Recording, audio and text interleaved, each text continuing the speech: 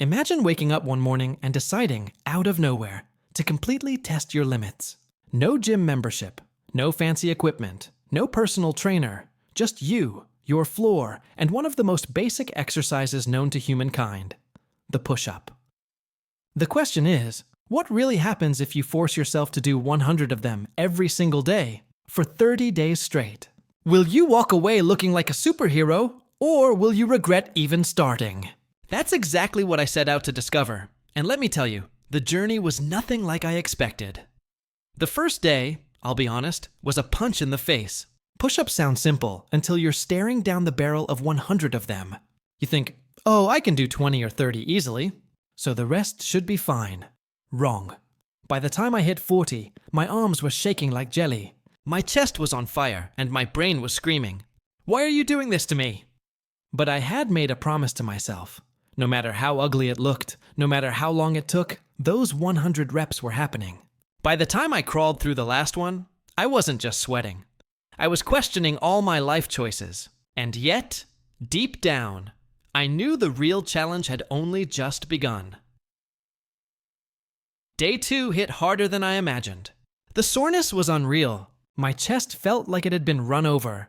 My triceps ached with every movement, and don't even get me started on my shoulders. I could barely lift a water bottle without wincing. But here's the thing. There's a weird satisfaction in pain when you know it means growth. So, I dropped down again, knocked out the reps in small sets, 20 here, 15 there, 10 when I was desperate. It wasn't pretty, but the job got done, and as exhausted as I felt, something inside me whispered, "You're already stronger than you were yesterday." By the end of the first week, the routine had started to feel, well, not easy, but manageable. My body was adapting slowly but surely. That first wave of soreness began to fade, and I could string together bigger sets without collapsing. I wasn't quite at the point of banging out 50 in a row like some fitness influencer, but I could definitely feel my endurance building. And here's the part that surprised me. I started craving the push-ups. Not because I love them, but because they gave me a sense of control. It was like, no matter how chaotic the day got, I had this one unshakable commitment. 100 push-ups, non-negotiable, almost like a daily contract with myself. Week 2 brought a whole new layer of change. My form, which had been sloppy at times during the early days, was tightening up. My elbows weren't flaring out as much, my core was engaged, and every rep felt cleaner. I noticed my breathing syncing with the rhythm. Inhale down, exhale up. It's strange how your body teaches itself efficiency when it's forced into repetition. And then came the first visible payoff. My chest and arms started looking fuller, like the muscles were actually waking up. Friends began to comment, asking if I'd been hitting the gym. That little bit of validation, it fueled me more than I'd like to admit. But the physical part was only half the story. The mental side of this challenge hit me just as hard. Push-ups are repetitive, yes, but that repetition is mentally draining. By day 15, I realized the real battle wasn't my muscles. It was my mind. Every day, there was this little voice that said, "Take it easy. Skip today. Do it tomorrow."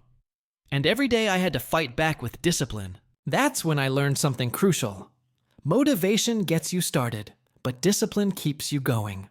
And discipline, once built, spills over into other areas of life. Suddenly, I was more consistent with my meals, more productive in my work, and even sleeping better because I didn't want to ruin my progress. As week 3 rolled in, the transformation accelerated. Energy levels skyrocketed. It wasn't just about looking different. I felt different. My posture improved. I walked taller, shoulders back, chest out, like my body was naturally aligning itself. Everyday activities, like carrying groceries or climbing stairs, felt lighter, easier. And perhaps the most shocking part? My mood. There's something about completing 100 push-ups that makes you feel unstoppable. Like you've conquered a mini Everest before the day even begins. Endorphins kicked in, and I found myself more upbeat, more confident, and honestly, less stressed. Of course, it wasn't all sunshine. Around this time, fatigue set in. My wrists started complaining, and there were days I dreaded getting down on the floor. Sometimes, I split the push-ups into morning and evening just to survive. Other days, I tried to power through in one brutal session. But each time, the finish line of day 30 got closer, and that thought kept me alive. It's incredible how your body whispers, No more. But your determination screams louder. And then something happened I didn't expect. Push-ups became addictive. Not in the sense that I loved the pain, but in the sense that I couldn't imagine a day without them. It had gone from being a challenge to being a ritual. My body almost craved the push, the strain, the sweat. It was as if those 100 reps had carved themselves into my identity. I wasn't just someone doing a push-up challenge anymore. I was someone who does push-ups. And that shift in self-image, that was powerful. By the time the week 4 began, I had gone from dreading the daily grind to looking forward to it. My sets grew larger, my breaks shorter. What once took me 30 minutes could now be done in 15. My muscles weren't just stronger, they were smarter, firing in unison, making each rep more efficient. And the mirror, let's just say, for the first time in years, I didn't feel like avoiding my reflection. Definition had crept into my chest, shoulders, and arms. My core looked tighter. And while I wasn't suddenly ripped like a bodybuilder, the difference was undeniable. But the biggest shift wasn't physical. It was psychological. I realized this challenge wasn't really about push-ups. It was about consistency, discipline, and proving to myself that I could commit to something difficult and see it through. And when you prove that to yourself once, it becomes addictive. You start asking, what else can I conquer if I just stick to it for 30 days? Suddenly, bigger goals don't seem impossible anymore. As the final week began, the countdown felt real. Every day carried a sense of urgency, like I was approaching the last chapter of a book I didn't want to end. At the same time, the weight of the challenge grew heavier. My body was no longer shocked by the movement, but the repetition had built up its own kind of fatigue. There were mornings I stared at the floor, debating whether I had it in me to push through again. Yet, every time I dropped down and placed my palms on the ground, I remembered why I started. 30 days. Just 30 days. If I quit now, I'd erase all the pain, sweat, and effort I'd already invested. And quitting was not an option. By now, each push-up felt cleaner, sharper, more deliberate. I could push through 30, sometimes even 40 in a row, without collapsing. The rhythm had become second nature. My core held tight, my elbows tracked properly, and my breathing flowed like clockwork. What once felt like torture had transformed into a kind of moving meditation. Countless times I caught myself zoning out during sets, lost in the cadence of down, up, inhale, exhale. It was almost peaceful, in a brutal sort of way. But even as I grew stronger, I won't lie, the last stretch wasn't easy. My shoulders nagged, my wrists protested, and some nights, exhaustion from life itself made the idea of dropping for push-ups feel impossible. Still, every time I hit that 100th rep, a wave of satisfaction surged over me. That feeling alone became the fuel to keep going. It was no longer about whether I liked push-ups or not, it was about keeping my word to myself. And there's no better motivator than not wanting to break your own promise. Then came day 30, the grand finale. I set up my space, stretched out, and hit record on my phone. I wanted to capture the last set, not for bragging rights, but as proof that I had made it. Rep after rep, I powered through with every ounce of energy I had left. The fatigue was real, but the adrenaline was stronger.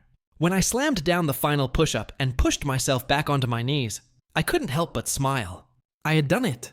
100 push-ups every day for 30 straight days. No excuses, no skipping, no shortcuts, just consistency. So, what actually happened after all that? Did I wake up with a shredded six-pack and bulging arms like a comic book hero? Not exactly. But the changes were undeniable. Physically, my chest and shoulders looked broader, my arms had more definition, and my core tightened up. I didn't gain massive size. Push-ups alone won't turn you into a bodybuilder.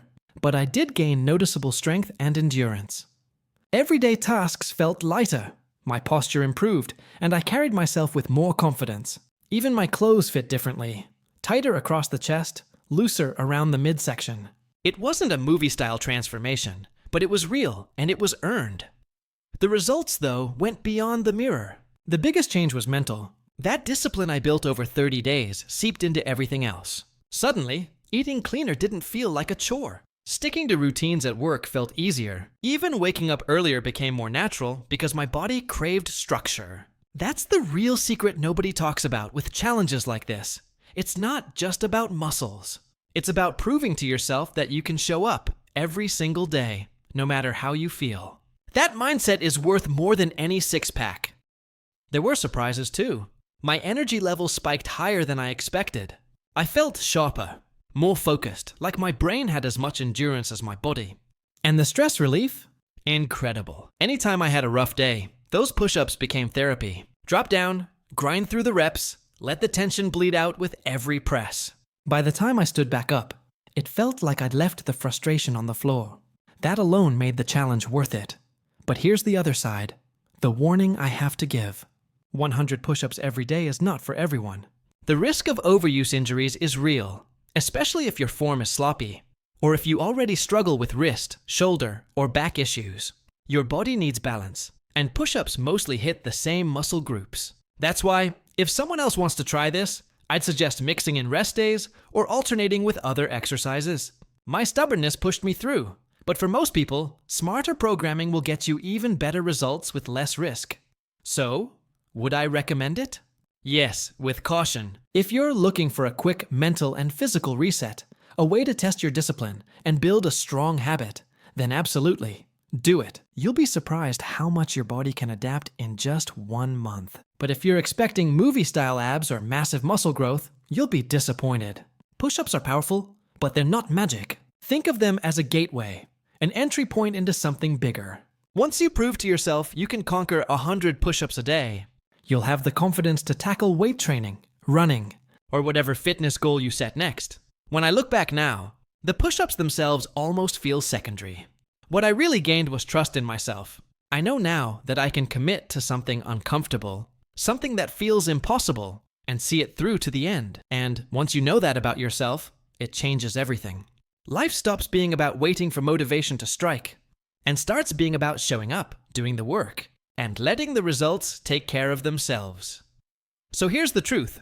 100 push-ups every day for 30 days won't just change your body, it will change your mind, your confidence, and maybe even your life. All you need is the floor beneath you, the will to begin, and the discipline to keep going when it hurts. Start with 1 push-up, then another, then another. Who knows? 30 days from now, you might just look back, stronger in every sense, and think to yourself, if I can do this, what else am I capable of?